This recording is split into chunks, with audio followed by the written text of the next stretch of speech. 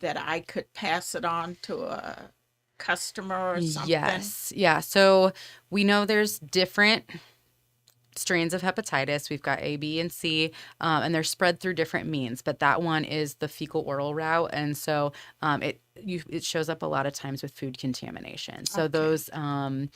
those things that you hear in the news about lettuce or something was recalled. Hmm. Sometimes it can be because of exposure to something like that. Oh, okay. Hmm.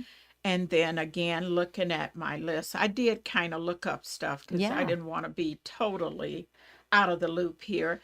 Hepatitis B, it Hmm. says that they need three. Yep, they need 3 doses of that as well. And those are given as an infant. So if this is a child that's been to their pediatrician regularly or to Super Shot regularly and stayed up to date on immunizations, by the time they get to kindergarten, they should have those. But like you said before, if they've missed some of those, we can always put them on a catch up schedule. Sometimes that just means more than one visit. Okay. And then um, I was looking at again the pre-K. It says the 4 doses of the DTaP, which Mm-hmm. you had talked about that. Yeah. 3 of polio. Mm-hmm. Now, is polio really, is it eradicated pretty much because of the vaccine? In the US, yes. It's again one of those things that's only a plane ride away.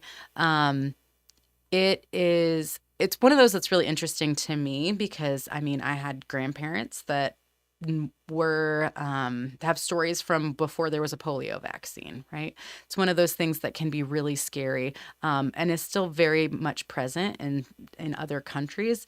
And so that's one of the reasons why we still need to have that coverage. Now that you said that about other countries, with Hmm. us having immigrants from other Hmm. countries, are they checking for vaccines or are they getting them once they get here? I'm not quite. How does Hmm. that work? Yeah, we work really closely with the health department. And so most of the time, immigrants, especially moving into our community, there's quite a few requirements as far as them doing different health checks, vaccine checks, those kind of things. The thing that we've found is most often they're getting those before they come here and they have records. There are cases, especially when we talk about refugees from a lot of the different areas where there are different conflicts going on, that they might not have access to records or they might have left without that information with them. If ever we're in doubt if somebody has gotten certain vaccines, we'll start them over on that. Okay. It's not a hindrance to be revaccinated for something, and we'd rather be sure. So, And that's what was going to be hmm. my question. Hmm. If they've been vaccinated, Hmm. then they get it all over again. Yeah. Is that something that it's so it's not contradictory for No, them it's to not get? contradictory. When and I mean, really, the CDC guidance is very much so that, like, if in doubt, go ahead and vaccinate. Okay. It's just your immune system learning whatever that disease is, to be able to fight against it and not Okay. be a spreader of that. Now tell us, where are you? You're talking about Super Shot. Yes. Where is Super Shot? How do I find you? Yes. So Super Shot, if you've been in Fort Wayne for a long time, you know that we've been around a while and we've had a lot of different locations and things like that. Just within the last 3 years, we have our own permanent clinic. It's on the corner of Hobson Road and Lake Avenue. So we're over kind of on the east side of town. It's a building that was previously a doctor's office, so it's got Okay. nice big exam rooms, things like that, where patients can come in. We take walk-ins. We also have scheduled appointments, but that's our main location where we work out of. We started as a very mobile clinic organization, going to where the people are, and that's still what we want to do. And so we also have a clinic in Grable, specifically to serve the population up there, one day a week, and then we partner with Fort Wayne Community Schools. So the FACE clinic that is near the Anthus Center for Fort Wayne Community Okay. Schools, they have a clinic as well, and those vaccines there are from Super Shot as well. So people have a couple different places that they can go. We also have an entire outreach like manager, who will go to um, different health fairs of back to school events, things like that, to offer vaccines on site.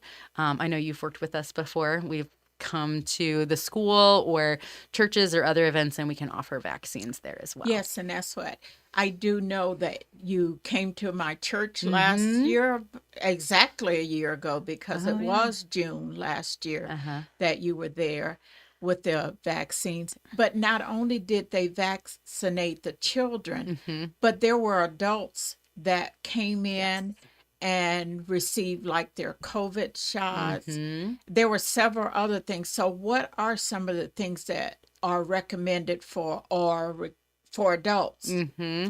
Yeah. So we really took the model seriously of if you're going to protect a family, you got to protect the whole family, right? If we're protecting kiddos, we got to make sure that those in their home are vaccinated as well. One really good example of that is Tdap. That is one that adults do get routinely, and it's something you need a booster of every 10 years. So that's the one, again, that protects against pertussis. And so especially if you've got new babies in the home, it's a great idea to get your Tdap updated to make Okay. sure. So that's one for adults Now, specifically. what about cost? Because it's kind of expensive Oh, healthcare. absolutely. Yes, So, yes, what about cost when if they exactly. came to Super Shot, have no insurance, Mm-hmm. and really no ability to pay Mm-hmm. that day? Yeah. Are they billed or how does that work? No. So part of the reason we're nonprofit is because we want to fill that gap by whatever means necessary. So the big reason that Super Shot exists is something because of called the Vaccines for Children program, and those vaccines are provided from the state, and we have to bill Medicaid, and we need to at least ask for an administration fee the same that we would a Medicaid patient. So if you come to Super Shot and you have no insurance, we'll ask for $15 for that administration portion of that, the cost of us getting the vaccine in your arm. Mhm. But we turn no one away for inability to pay. So if there's any issue with cost, we're going to make sure that you get vaccinated. We're going to get you whatever records you need, whatever that might be. But no one is turned away for the inability to pay. Now, one of the things being a school nurse, we have access to what's called CHIRP. Mm-hmm. That is a registry where when they get the vaccines, I can go in there and find a child's name, date of birth, and pull up what they've had and what they're in need of. Mm-hmm. Now, does parents have to consent for that to be in there, or is that just automatically Yeah. in there? Yeah. So it's one of those things that they sign when they come to Super Shot, as far as we are sharing that information with the necessary people. And one of those is CHIRP. CHIRP is a requirement for vaccine providers in the state of Indiana. And part of that is just for transparency. We want to be sure that regardless of where a child is getting their vaccines, we know which ones they've had and which ones they need. So it's just a shared source of information. Well, you've given us a lot tonight, really. And parents that are out there, Mm-hmm. they need to really listen and follow up and make sure that their Yes. children are vaccinated. It not only, like you said earlier, it doesn't just protect your child, but it protects the environment that they Mm-hmm. are in. Because we know kids are kids. Hey, they're going to touch, Yes. Yeah. they're going to play with the same toys, and they're Mm-hmm. going to do all of these Yeah. things that is putting them at risk if they're Mm-hmm. not properly vaccinated. Yes. And what would you say to parents that think that, you know, it causes autism or Mm-hmm. it causes all that other stuff out there? What Yeah. would you recommend to them Yeah. to encourage them to get their children vaccinated? Yeah. And vaccines are like a lot of other areas in medicine. There's a lot of mistrust. And some of that is the medical community's fault, just in terms of communication and things like that. That was a very common belief not too long ago, as far as a connection between vaccines and autism. It's something that's been disproven several times. It's also one of those things that we do need to have a conversation about. If you have concerns, we're absolutely going to talk with you about that. But I also just want to share too that the Autism Society of Indiana is one of our biggest partners. They're huge proponents of making sure that kiddos, regardless of any disabilities, are vaccinated. Sometimes they can be at the most risk just because of the environments that they're in and things like that. And so I would say, I would just ask those parents to have a conversation with your doctor, have a conversation with somebody at Super Shot. We want to get your questions answered and acknowledge those, but know that there is no scientific link between what we're giving your child and autism. Okay, again, I want to thank you, Staci, for being here with us tonight, sharing all of that information Mhm. with us. And to our listeners out there, please contact SuperShot. If you are not sure what your child needs Mhm. or what age they should be getting it, contact them. They Yes. have that information Mhm. for you. And back to school, remember, parents, your child will not be allowed to go to school without those vaccinations.